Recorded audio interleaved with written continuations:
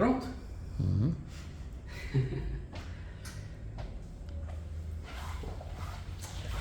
Você já pensou em ter uma segunda chance? Poder voltar no tempo e tomar uma decisão diferente daquela que tomou? Corrigir um erro do passado? Fazer uma escolha diferente profissional? Até mesmo faculdade? Olha, me arrependi, comecei uma faculdade, aquela, mas eu acredito que todos nós, até mesmo a Ana, que eu menciono ela por ela ser a mais nova e ser 30 anos mais nova do que eu, mas eu acredito que até ela já deve ter passado alguma coisa na vida que pensou, não, devia ter feito aquilo, devia ter escolhido outra coisa, devia ter seguido outro caminho. E é difícil, dependendo do que nós escolhemos, dependendo do que a gente fez, não tem segunda chance, não tem uma segunda oportunidade. Eu lembro quando eu tinha 14 anos de idade, eu consegui um emprego na Honda, de estoquista. Não sei se eu já mencionei isso aqui alguma vez. Estoquista na Honda. E aí o chefe da oficina, ele viu que eu aprendia rápido, eu tinha 14 anos, mas eu peguei o estoque, tinha 5 andares e era bem comprido. Eu sozinho dava conta do estoque inteiro, gravei todos os locais, das peças, eram muitas peças. Então ele viu que eu aprendia rápido. Aí ele chegou para mim e perguntou: Robson, eu vejo que você pega as coisas assim com facilidade, você está aqui há 2 meses e já pegou o estoque todo, já sabe tudo aqui. Eu ajudava ele a montar as motos que chegavam da fábrica, nunca tinha visto, 14 anos de idade, nunca tinha feito isso, aprendi com ele. Ele: você quer vir trabalhar na oficina comigo para aprender? Ser meu ajudante? Aí nessa hora faltou a sabedoria de alguém experiente para dizer, eu falar com alguém. Meu pai sempre viajou muito, então eu não tinha um homem adulto para me dar um conselho, e eu acabei não aceitando. Eu disse, não quero isso não. Anos depois eu me arrependi amargamente, porque se eu tivesse aprendido a função de mecânico de motos, do jeito que a coisa é, ainda mais assim quando a gente faz as coisas, procura fazer as coisas bem feitas, eu tinha seguido outro caminho, outro rumo na vida. Eu não era salvo nem nada naquela época, mas até hoje eu penso nisso, e sempre que eu penso nisso, eu sempre olho quando aparece alguma oportunidade, eu tento agarrar ela com unhas e dentes, se vem de Deus. Hoje eu penso assim, vamos orar, se for da tua vontade, Senhor, eu vou assumir isso aqui, mas não tem como eu voltar no tempo. E indo para o texto que nós vamos trabalhar hoje, que é uma continuidade da quinta-feira passada, que era sobre Jonas. Jonas teve uma segunda chance.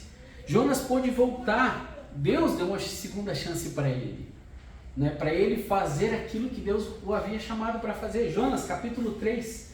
Vamos ler lá? Jonas, capítulo 3.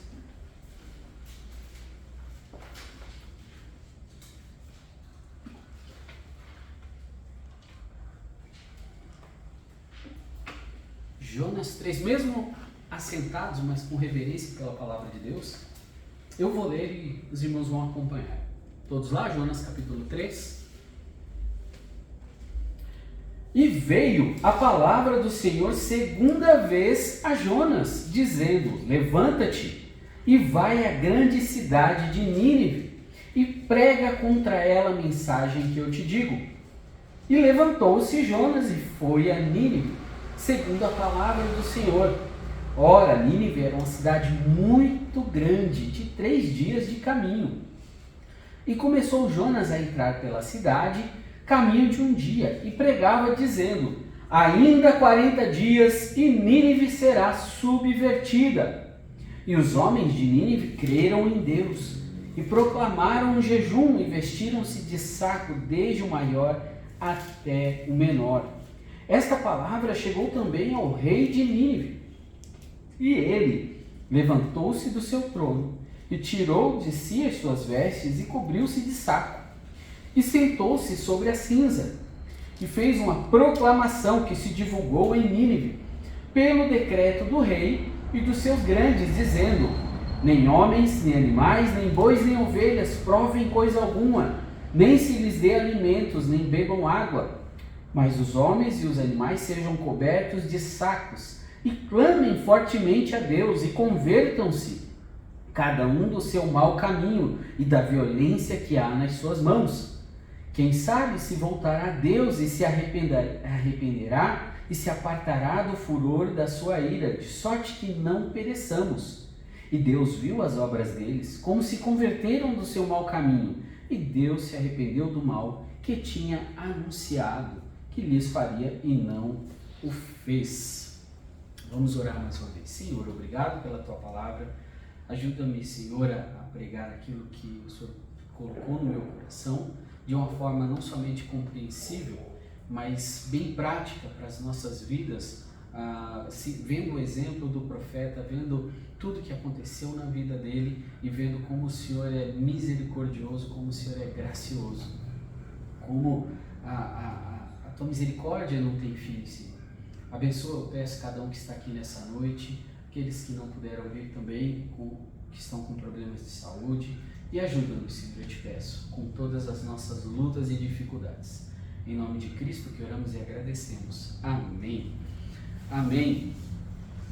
Jonas é o profeta teimoso. A gente, voltando no capítulo 1, capítulo 2, aqui só para dar um contexto, o porquê de Jonas, lá no capítulo 2, conforme eu preguei na quinta-feira, ele fugiu, né? No capítulo 1 e no capítulo 2. No capítulo 1 vai dizer ali nos 3 primeiros versos: e veio a palavra do Senhor a Jonas, filho de Amitai, dizendo: levanta-te, vai à grande cidade de Nínive e clama contra ela, porque a sua malícia subiu até a minha presença. Porém, Jonas se levantou para fugir da presença do Senhor para Tarsis, e descendo a Jope, achou um navio que ia para Tarsis, pagou, pois, a sua passagem, e desceu para dentro dele, para ir com eles para Tarsis, para longe da presença do Senhor. Jonas detestava Nínive, ele odiava aquele povo. Por quê? Por que ele fugiu? Ele não fugiu porque ele estava com preguiça, porque ali a tarefa era grande, era um trabalho bem difícil. Mas ele não fugiu por causa que ele estava com preguiça. Ele fugiu porque ele odiava os ninivitas. Isso até a gente vai ver posteriormente no capítulo 4. Porque os ninivitas eram um povo muito cruel. Era um povo que quando ele tomava uma nação, como ele fez com Israel, eles praticavam coisas terríveis, atrocidades com aqueles que eles dominavam. Então, o profeta Jonas, ele tinha esse ranço, né? Não somente ele, a nação de Israel tinha, né? Porque Nínive é a capital da Síria, e a Síria foi o povo que levou Israel embora para o cativeiro, tirou e ficou ficando só as 2 tribos lá de Judá e Manassés. Então, os ninivitas eram um povo difícil, um povo complicado, mas ainda assim, não há justificativa. Se Deus mandou fazer alguma coisa, ele tinha que fazer. E enquanto eu estava lendo sobre isso, eu estava pensando sobre as nossas vidas. Às vezes, Deus permite que pessoas entrem em nossas vidas que são bem difíceis, que são bem complicadas, pessoas que nos dão dor de cabeça, pessoas que nos machucam, pessoas que nos ofendem, pessoas que sinceramente, você olha para elas e diz: rapaz, isso é um endemoniado gadareno, só pode, porque o que veio para atormentar a minha vida. Eu lembro quando eu trabalhava no McDonald's, eu fui promovido, e aí eu entrei com, uma loja foi inaugurada, eu entrei com, todo mundo entrou na mesma atendente. Só que aí eu me dedicando, me esforçando, fui promovido. E as pessoas alguns dos que entraram comigo não gostaram disso. E eu tinha que comandá-los e mandar fazer certas coisas, eu tinha que conduzir os trabalhos e fazer as coisas andarem. Eles gostavam de obedecer? Não. Não gostavam. Eles falaram, quem é você para mandar em nós? Para quem é você para dizer para fazer isso ou fazer aquilo? Eu tinha dois mesmo que eu cheguei a orar por aqueles dois e disse, Senhor, esses dois aí é filho do cão mesmo, só pode. Eu sei que eles são filhos da ira porque não são salvos, mas eu sei que o Senhor está trabalhando em mim, no meu caráter, mas pensa num povo difícil. E às vezes Deus permite que pessoas difíceis sejam colocadas na nossa vida. Deus permite que situações assim aconteçam para trabalhar em nós. Deus quer que a gente ore pelos nossos inimigos. Deus quer que a gente ame os nossos inimigos. É isso que Ele ensina, é isso que Ele fala. O Senhor fala no Novo Testamento. Orar pelos que vos perseguem. É fácil? Não é fácil. Mas aqui a gente vê que Deus não disse para Jonas, perguntou, você gosta dos ninivitas, Jonas? O que você acha dos ninivitas? Porque se você tá tudo bem para você, eu te mandar para ir lá pregar para eles? Deus não. Jonas, vai lá em Nínive e prega contra eles. Deus não perguntou para ele o que ele achava deles. A mesma coisa é conosco. Deus não pergunta para nós se a gente está confortável com alguma situação. O que é o nosso dever? Amar os nossos inimigos. Amar aqueles que nos perseguem. Orar por eles. Se o teu inimigo tiver fome, dá de comer. Se tiver sede, dá de beber. É fácil, não é? Não é fácil. Mas é assim que a gente mostra Cristo. É demonstrando esse tipo de amor que você ganha, às vezes, uma pessoa dura. Eu lembro que eu tinha nesse mesmo McDonald's, eu tinha uma chefe, uma gerente que ela era minha chefe, e ela era católica, apostólica romana, salve, salve. É daquela bem... E ela gostava de me perseguir porque ela sabia que eu era crente. Eu nunca confrontei ela, nunca briguei, nunca levantei a voz. Mas no dia que ela saiu, ela até me pediu desculpa. Foi difícil, não foi fácil ter uma atitude cristã com ela, porque ela perseguia mesmo. Ela, me fez sofrer bastante. Mas nós podemos ser diferentes. Nós podemos ir lá e às vezes ganhar uma pessoa que você diz, não, esse aí não vai. Esse aí eu não quero nem chegar perto dessa pessoa, Senhor. Como é que eu vou pregar para ele? Como é que eu vou falar do teu amor para ele? Muitas vezes a gente fala através das nossas atitudes, através de como eu trato essas pessoas que estão ao nosso redor. A cidade que Deus queria salvar, Nínive. Jonas não queria, mas Deus queria. Você não sabe se aquele povo, se aquela pessoa, Deus já não quer usar você para ir lá e falar do amor de Cristo para aquela pessoa. Você não sabe disso. Às vezes é você. Às vezes você, com a sua experiência de vida, com coisas que Deus permitiu que você, às vezes o devocional que você fez naquele dia, é o que Deus vai usar para levar aquela outra pessoa. E você precisa se dispor, não como Jonas na primeira vez, na primeira parte. Era uma cidade pecadora, olha lá o verso 3 do capítulo 1. Não, capítulo 1. Peraí, é do capítulo 3 mesmo. Aqui, é do capítulo 3, é que eu me perdi ali na anotação. Levantou-se Jonas, no capítulo 3, verso 3. E foi a Nínive, segundo a palavra do Senhor. Ora, Nínive era uma cidade muito grande, o caminho de 3 dias. Mas eu acho que eu anotei errado. Clama contra ela. Aqui não, desculpa, eu anotei errado ali. É o verso 2 do capítulo 1. Levanta-te, vai à grande cidade de Nínive, clama contra ela, porque a sua malícia subiu até a minha presença. Para Deus falar isso, lembra de outra cidade que Deus falou que a malícia e o pecado subiu até ele? O que aconteceu com ela? Sodoma e Gomorra. Interessante que Sodoma e Gomorra não tinha jeito. Tanto que Abraão, conversando com Deus, Senhor, e se tiver 20 justos? Ainda assim eu não vou destruir. Se tiver 15, ainda assim eu não vou destruir. Se tiver 10, ainda assim eu não vou destruir. Mas não tinha nem isso. E Deus destruiu. Agora Nínive, olha o que Deus fez. Deus sabe Nós não sabemos. Jonas não sabia, mas Jonas desconfiava, a gente vai ver isso. Jonas já tinha uma desconfiança do que poderia acontecer. Mas nós não sabemos. Às vezes aquela pessoa, sabe aquele vizinho que gosta de ligar o som bem alto e que perturba, às vezes, o seu descanso? Às vezes é você que tem que ir lá e falar do amor de Cristo para ele. É você, aquela pessoa difícil. Bem que você olha assim, não, pecador é ele, você tem que ir lá. Uma cidade que estava em contagem regressiva para o julgamento, verso 4 do capítulo 3 agora. E começou Jonas a entrar pela cidade caminho de um dia e pregava dizendo: ainda 40 dias e Nínive será subvertida. Mais ou menos 6 semanas. Ela estava com a contagem regressiva, ia ser destruída. E aí Deus vem e chama Jonas, um profeta relutante, que foi escolhido, foi chamado, mas fugiu. Ele foi engolido pelo grande peixe. É um tipo de morte, sepultamento e ressurreição. Aqui só uma colocação. Jonas é diferente de missionário. O missionário, como o pastor Bill, foi chamado para quê? Pregar o evangelho. Falar da salvação. Qual era a mensagem de Jonas?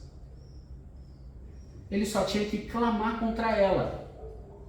Ainda 40 dias e Nínive será subvertida. A Bíblia não dá detalhes, mas eu estudando, normalmente as mensagens dos profetas não envolviam a salvação nesse sentido como nós pregamos hoje. Os profetas só tinham que vir falar, está errado. Se vocês não mudarem, está errado. E a gente viu depois na leitura do texto que o povo, eles ouviram a mensagem, eles mesmos reconheceram os próprios erros deles. E disseram, peraí, a gente tem que mudar.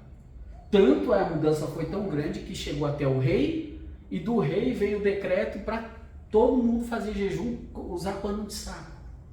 O que nos dá uma lição muito grande, que nós não precisamos esperar, às vezes, alguém vir nos chamar a atenção. Nós temos que avaliar o nosso comportamento dia a dia. Eu coloquei esse celular no silencioso e está apitando, não sei porquê. Apitou 2 vezes, já tirou minha concentração. Deixa eu voltar para cá, que até fez eu perder a linha de pensamento. Veio a palavra do Senhor segunda vez a Jonas. A segunda chamada veio após falha e castigo, capítulo 1, capítulo 1 e capítulo 2. Muitas coisas acerca da resposta de Jonas ao chamado de Deus estavam erradas. A sua atitude estava errada, ninguém sabia melhor disso do que ele. A sua fuga, ninguém sabia melhor disso do que ele mesmo. Ele estava escolhendo a vontade própria. Ninguém sabia melhor disso do que ele mesmo. Jonas tinha consciência que ele estava rejeitando aquilo que Deus tinha ordenado ele fazer. Ele não estava fazendo enganado. Muitas vezes nós também, na nossa vida diária, no nosso dia a dia, infelizmente a gente sabe que está fazendo algo de errado. Sabe que aquilo ali não está certo. E a gente vai lá e ainda insiste em fazer. Ainda insiste em fazer. Ofendendo a Deus. Indo contra a vontade de Deus. Assim como Jonas. E nós precisamos meditar no que a gente faz. A gente tem que lutar contra o pecado. Porque o pecado, a nossa natureza pecaminosa, ela está ali constantemente lutando contra nós. Tentando nos motivar, nos fazer errar. E nós não podemos fazer a nossa própria vontade. E quando a gente faz como Jonas fez, o que acontece? O castigo vem. Filho de Deus obstinado, a disciplina vem. O cristão nunca pode fugir da sua responsabilidade, principalmente pecando. Porque quando eu fujo da minha responsabilidade como crente, como salvo em Jesus Cristo, eu estou cometendo pecado. Pecado por quê? Omissão. Dentro da nossa legislação, se você vê alguém sendo assassinado e você não denunciar ou algum crime sendo cometido, se você não falar nada, você sabe o que você é? Cúmplice. E a legislação diz que você vai ser punido também. A mesma coisa. Você sabe o que deve fazer. Acho que é Tiago que fala. Aquele que sabe o que deve fazer e não o faz, nisso está pecando. Hebreus, abra sua Bíblia em Hebreus, capítulo 12. Mas deixe seu dedo em Jonas. Hebreus, capítulo 12.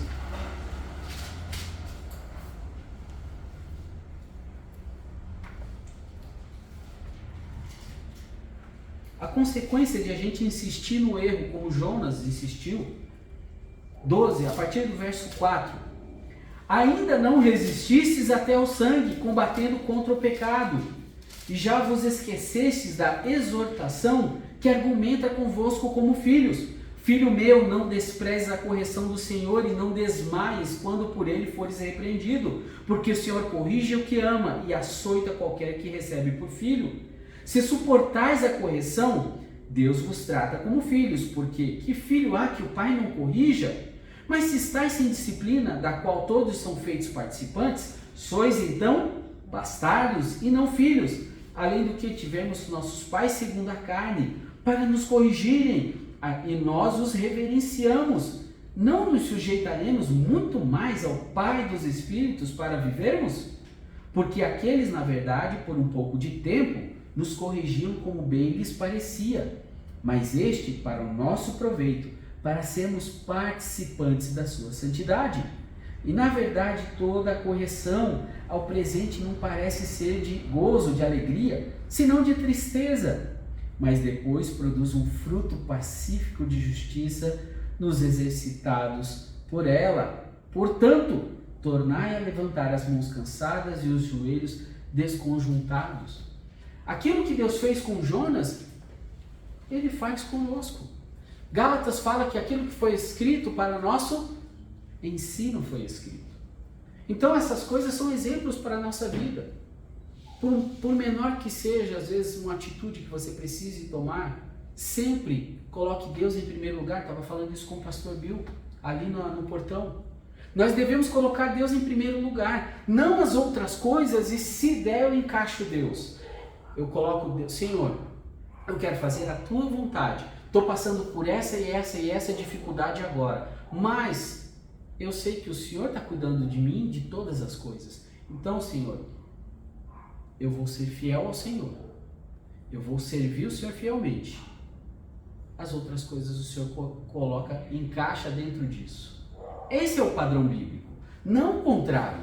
Não igual assim, nós estávamos conversando sobre outras coisas e normalmente as pessoas, eu pelo menos tenho esse testemunho de pessoas que, olha, eu primeiro vou ver se eu consigo um emprego, por exemplo, às vezes acho um emprego lá numa cidade onde não tem nenhuma igreja para cultuar a Deus, mas achou um empregão, vai ganhar um salário ótimo, mas não tem uma igreja. Aí o que acontece? Aceita o emprego. Ah, Senhor, mas aí depois, quem sabe o Senhor abençoa, eu posso até na minha casa fazer cultos e tudo. Isso eu estou me enganando, porque primeiro é Deus. O trabalho, as outras coisas vêm tudo depois, em segundo lugar. Exemplos de pessoas, além desses que eu li agora, exemplo de pessoas sobre o castigo de Deus que não obedeceram e Deus disciplinou Israel vagando no deserto durante 40 anos. Deus mandou, vai lá e desaposta, pode lutar contra aqueles gigantes que a vitória é de vocês. Eles não obedeceram. Aí depois diz, não vai mais que eu não estou com vocês. Aí eles quiseram ir. Ou seja, desobedeceram 2 vezes. Resultado, 40 anos no deserto.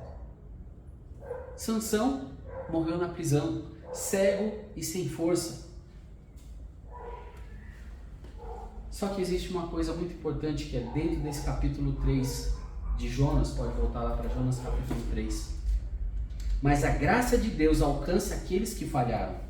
Sansão retornaria a recobrar a sua força, mesmo que seja um último ato. Ele se humilhou, pediu perdão a Deus e Deus restaurou a força dele. E a Bíblia diz que ele matou mais homens ali com a sua morte do que em vida. Pedro, mesmo tendo chorado por causa das suas negações, tornou-se o quê?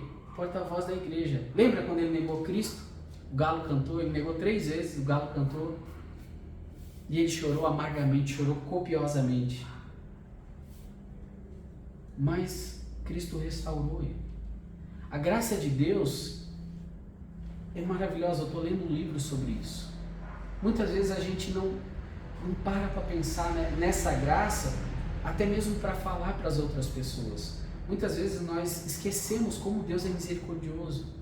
E aí quando a gente erra, quando a gente peca, como no caso de Pedro, parece que o mundo acabou.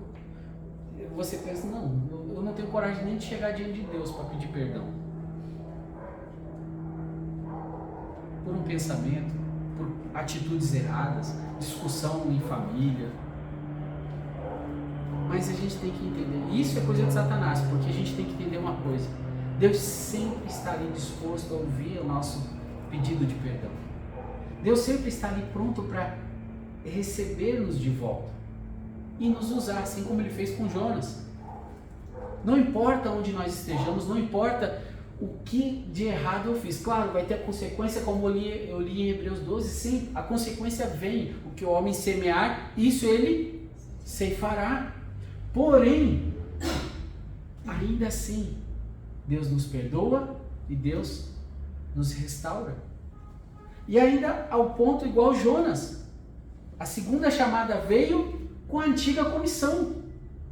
Deus podia... Jonas se humilhou ali, a gente viu na quinta-feira, ele se humilhou, do Senhor vem a salvação, ele reconheceu, e ok, Deus foi lá e mandou o peixe, vomitou Jonas na areia, na terra. Aí, eu me colocando no lugar de Jonas, tentando pensar como Jonas. Eu fugi de Deus, eu fugi daquilo que Deus queria que eu fizesse. Praticamente morri. Pedi perdão, Deus me restaurou. Mas quem sou? Eu não sou mais digno de ir lá pregar para... Eu não sou melhor que eles. Eu não sou mais digno de fazer nada, porque eu desobedeci a Deus. Jonas deve ter pensado que tudo estava terminado para ele. Sozinho ali na praia, exausto, esgotado. Talvez pensando que Deus o livrou, mas não estaria mais apto para a missão que Deus tinha dado primeiramente para ele. Mas Deus chamou Jonas pela segunda vez com a mesma mensagem. O Deus da segunda oportunidade, não para a salvação, mas para o serviço. A mensagem do Salmo 51, eu não vou ler aqui, eu vou dizer para vocês lerem em casa por causa do tempo, ecoa na vida de Jonas. Leia Salmo 51 em casa e você vai ver como esse salmo ele representa o que aconteceu com Jonas. A segunda chamada veio apesar do fato de que Jonas pudesse falhar novamente. Lá no capítulo 4, a gente não vai abordar ele hoje, mas Jonas ainda no capítulo 4 a gente vai ver que Jonas ainda era contrário à mensagem. Jonas não queria que os ninivitas fossem salvos ainda, porém ele obedeceu. Mas ele ainda era contra, mas ele obedeceu. Jonas ficou descontente com o arrependimento de Nínive. E aqui está um homem que está desapontado com seu próprio sucesso. Aqui está um pregador que lastima que Deus o tenha usado. E aqui está um evangelista que está lastimando sobre uma cidade toda de arrependidos. Olha como o coração é duro. Se Deus queria salvar, quem sou eu para dizer que ele não é para ser salvo? Vou dar um exemplo. A gente evita, eu pelo menos, não sei se os irmãos perceberam, eu tenho evitado ao máximo falar de política. Mas tem uns cidadãos aí que eu olho e digo, Senhor, ou seria bom que esse cidadão fosse para o inferno, morresse mesmo, porque olha o mal que ele está fazendo. Mas na realidade, às vezes, Deus quer que ele creia, que ele se arrependa dos seus pecados. Pedro, se eu não estou enganado, fala que Deus quer que todos, ele gostaria que todos chegassem ao arrependimento. Então é nosso dever até orar por essas pessoas que a gente está vendo aí na televisão, no noticiário, pessoas do judiciário que a gente tem visto, e que você olha, as decisões que eles têm tomado têm atrapalhado o andamento das coisas no nosso país. Eu tenho que orar pela salvação deles. Mas o nosso coração é duro. O coração de Jonas era duro. E Deus ainda assim usou ele. Deus ainda assim nos ama e nos usa. Deus ainda assim nos dá uma chance para servi-lo, não para a salvação. A salvação, se você morrer sem Cristo, já era. Não tem segunda chance. Talvez Deus dê outra chance ali em vida, mas depois de morto não. Agora, para servi-lo, Deus dá uma segunda chance. Às vezes não vai ser na mesma função. Por quê? Porque às vezes você fez algo que te desqualifica para servir a Deus como você até gostaria de servir a Deus. Mas tem coisas que a gente faz que vão ir contra nós. E aí devemos ainda assim servir a Deus com alegria no nosso coração. Conclusão. Eu vou terminar em cima do laço. Qualquer que seja o seu passado, Deus lhe encontrará onde você estiver. Mesmo que você esteja fraco e falho, e falhando com Deus, Deus pode te encontrar. Deus quer o seu arrependimento. Deus quer que você se coloque à disposição dele. E aqui eu vou fazer uma citação eu não vou me arriscar a falar o nome desse homem completo, é Henry alguma coisa. Nenhum médico jamais dosou remédio aos seus pacientes com tanto cuidado e exatidão como Deus dosa para nós cada provação. Nenhum grão demasiado grande ele permite ser posto na balança. Nós vamos passar por lutas e dificuldades, vamos ser disciplinados pela desobediência, mas não além daquilo que nós podemos suportar. E se nos arrependermos e nos colocarmos à disposição, Deus vai nos usar. Assim como ele usou o profeta Jonas. Amém? Vamos orar. Senhor nosso Deus, nosso Pai, eu quero mais uma vez agradecer pela Tua palavra. Peço que abençoe, Senhor, a cada um que está aqui presente. Nos ajuda, Senhor, com as nossas lutas e que possamos servir ao Senhor com alegria, que possamos colocar o Senhor em primeiro lugar em nossas vidas. Perdoa-nos, Pai, porque muitas vezes negligenciamos aquilo que deveríamos fazer. Sabemos da nossa responsabilidade, principalmente, de pregar o Teu Evangelho a cada um, a cada criatura, a cada pessoa. E às vezes, por medo, por vergonha, deixamos de fazer. Nos ajuda, Senhor, a não temer, mas a sermos fiéis, principalmente ao levar o Evangelho, o Teu Evangelho a cada pessoa. É o que eu peço, em nome de Jesus. Amém.